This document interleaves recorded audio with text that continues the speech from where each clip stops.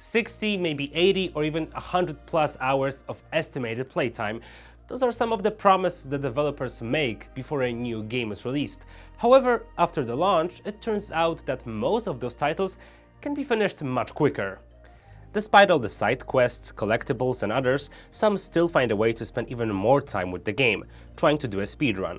After countless hours and many failed attempts, the tireless speedrunners finally managed to reduce a few dozen hours to mere minutes, and after doing so, try even harder to beat their score. Here are some games the speedrunners have beaten in ridiculously short amounts of time. Enjoy!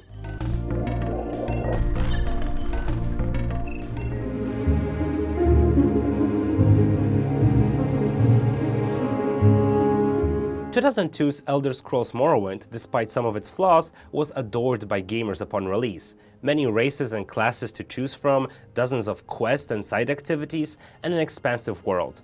All of that made the game an instant classic, and a game you could play for a really long time. According to howlongtobeat.com, the main story can be finished in around 44 hours, while completing the entirety of Morrowind can take from 200 to around 1,000 hours, depending on whether we rush it or not. The speedrunning community took that as a challenge. The 2010 speedrun record amounts to 4 minutes 19 seconds and was accomplished thanks to a glitch in stats. And like with any speedrun, the record didn't last long, as in 2012, the quickest Morrowind playthrough was 3 minutes and 14 seconds, thanks to SDA timing that removed loading screens and times that the character was not controlled.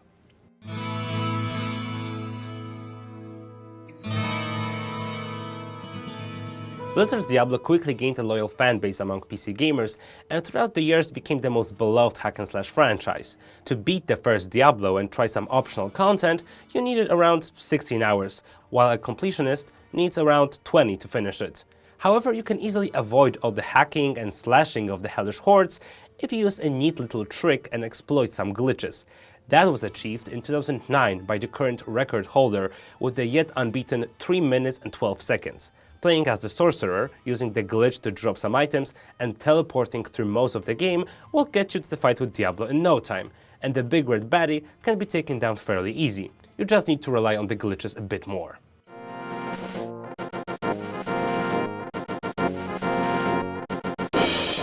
The Legend of Zelda games are widely known for their lengthy playtimes and tough puzzles that make you scratch your head every once in a while.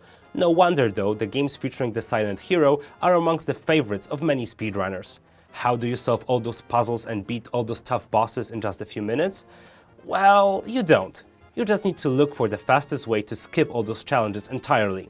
The Legend of Zelda: A Link to the Past can be beaten on average in around 15 hours, but in 2013, a speedrunner finished the title 460 times faster.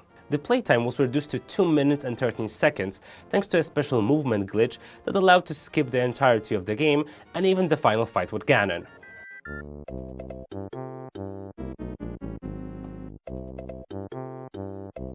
Just like with Zelda, the Mario games are also very popular in the speedrunning community.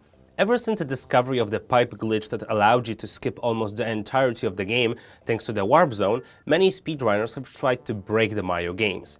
With the recent popularity of speedrunning, it's nothing new when it comes to Mario. For more than 2 decades now, Nintendo has organized special tournaments where diehard fans try to beat each other's scores.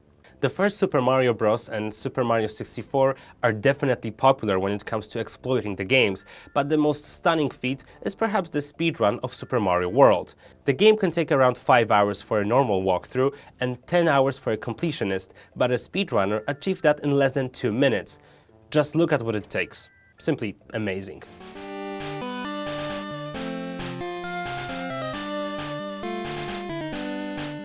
To us 90s kids, the first generation of Pokemon was something divine. We played the game, collected cards, fought and traded with each other, and watched the Pokemon anime when we got home. Pokemon were beatable, but catching them all was deemed nearly impossible, seeing how much effort and dedication it took to get the rarest monsters, all of the starters, and the version-exclusive Pokemon. The Pokemon Yellow spin-off takes around 28 hours to complete, and according to howlongtobeat.com, mastering the game now takes around 80 hours.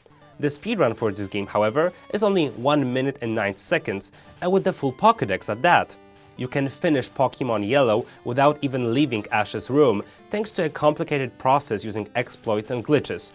Seeing how the SRAM glitch approach is being pulled off, most of us can't believe our own eyes, but in fact, it takes deep understanding of the game's code and a lot of knowledge. Sure, you can beat Pokemon in a minute just for the sheer satisfaction, but what's the fun in that?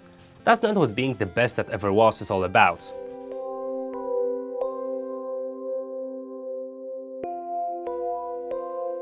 Modern, story-heavy adventure games are sometimes called walking simulators, and for a good reason. Games like Everybody's Gone to the Rapture, Dear Esther or Gone Home aren't very complicated and can be beaten in just a few hours.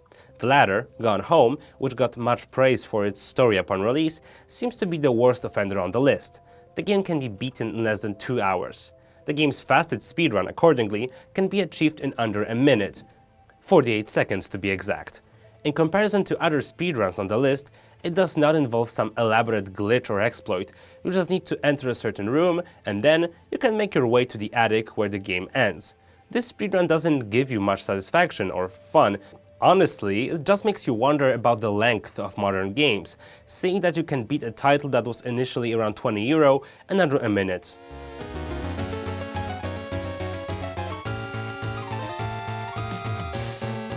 One of the elements of speedrunning is being able to boast and comparing yourself to others who have not mastered the game.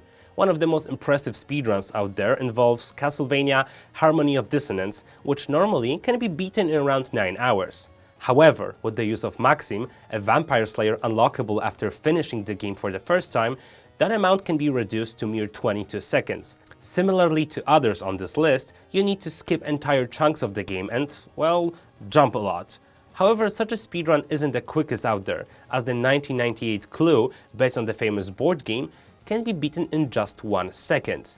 It all depends on the rules and special tools that don't count in loadings and times we don't have control, but technically, if you guess who did it, you can complete the game without even blinking. Is it something to brag about? Sure. Is it fun? That's not up to me to decide. For many, speedrunning is just absurd, but for some, it's the best way to experience a game.